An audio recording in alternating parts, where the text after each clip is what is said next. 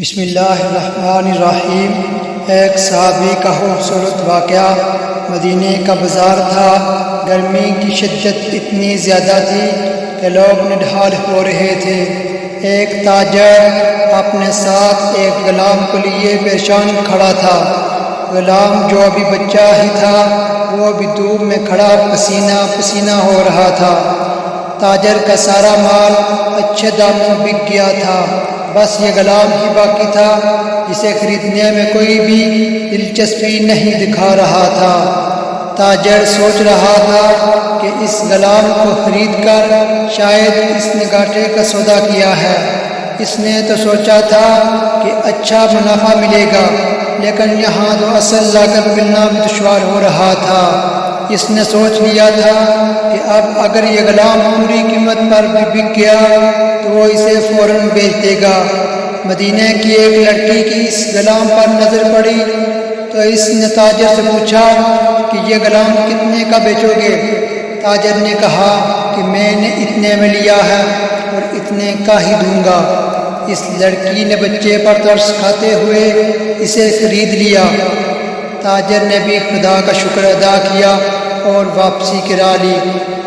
مکہ سے ابو حذیفہ مدینے آئے تو انہیں بھی اس لڑکی کا قصہ معلوم ہوا۔ لڑکی کی رحم دلی سے متاثر ہو کر انہوں نے اس کے لیے نکاح کا پیغام بھیجا جو قبول کر لیا گیا۔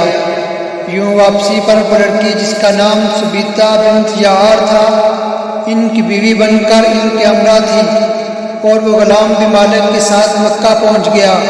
ابو حذیفہ مکہ آ کر اپنے پرانے دوست عثمان ابن عفان سے ملے تو انہوں نے کچھ بدلا ہوا پایا اور ان کے رویے میں سخت لہر محسوس کی۔ انہوں نے اپنے دوست سے استفسار کیا کہ عثمان یہ سخت مہری کیوں؟ تو عثمان بن عفان نے جواب دیا کہ میں نے اسلام قبول کر لیا ہے اور تم ابھی تک مسلمان نہیں ہوئے، تو اب ہماری دوستی کیسے چل سکتی ہے؟ ابو حذیفہ نے کہا تو پھر مجھے بھی محمد صلی اللہ علیہ وسلم کے پاس لے چلو اور اس اسلام میں داخل کر دو جسے تم قبول کر چکے ہو۔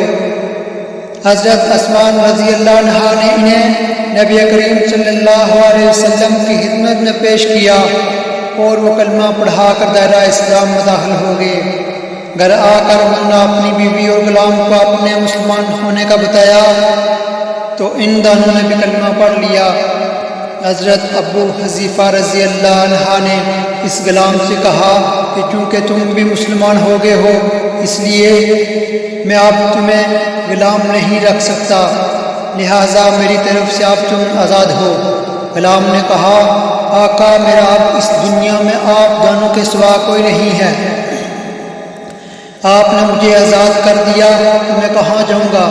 حضرت ابو حذیفہ رضی اللہ عنہ نے اس غلام کا اپنا بیٹا بنا لیا اور اپنے پاس رکھ لیا۔ غلام نے قرآن پاک سیکھنا شروع کر دیا اور کچھ ہی دنوں میں بہت سا قرآن یاد کر لیا، اور وہ جب قرآن پڑھتے تو بہت خوبصورت لہجے میں پڑھتے۔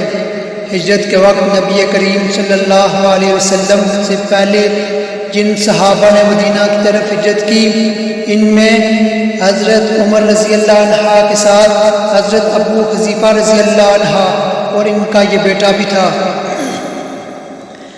مدینہ پہنچ کر جب نماز کے لیے امام مقرر کرنے کا وقت آیا تو اس غلام کی خوبصورت تلاوت اور سب سے زیادہ قرآن حفظ ہونے کی وجہ سے انہیں امام چن لیا گیا، اور ان کی امامت میں حضرت عمر رضی اللہ عنہ جیسے جلیل قدر صحابی بھی نماز ادا کرتے تھے۔ مدینے کے یہودیوں نے جب انہیں امامت کرواتے دیکھا تو حیران ہو گئے، یہ وہی غلام ہے جسے کوئی خریدنے کے لیے تیار نہ تھا۔ آج دیکھو کتنی عزت ملی کہ مسلمانوں کا امام بنا ہوا ہے۔ اللہ پاک نے انہیں خوش اخلاق بنایا تھا کہ جب آیت قرآنی تلاوت فرماتے لوگوں پر ایک محبیت طاری ہو جاتی اور راہگیر ٹھٹک کر سننے لگتے۔ ایک دفعہ امام المومنین حضرت عائشہ رضی اللہ عنہا کو رسول صلی اللہ علیہ وسلم کے پاس حاضر ہونے میں دیر ہوئی۔ آپ نے دیر ہونے کی وجہ پوچھی تو بولی کہ ایک قاری تلاوت کر رہا تھا اس کے سننے میں دیر ہوگی، اور خوش الخانی کی اس قدر تعریف کی کہ آپ صلی اللہ علیہ وسلم خود چادر سنبھالے ہوئے باہر تشریف لے آئے۔ دیکھا تو وہ بیٹھے تلاوت کر رہے تھے۔ آپ صلی اللہ علیہ وسلم نے خوش ہو کر فرمایا، اللہ پاک کا شکر ہے کہ اس نے تمہارے جیسے شخص کو میری امت میں بنایا۔ کیا آپ جانتے ہیں یہ خوش قسمت صحابی کون تھے؟ ان کا نام حضرت سالم رضی اللہ عنہ تھا، جو سالم مولی ابو حذیفہ رضی اللہ عنہ کے نام سے مشہور تھے۔ انہوں نے جنگ موتا میں جام شہادت نوش کیا۔ اللہ کی کروڑا رحمت ہوں ان پر، آمین بجاہ النبی آمین۔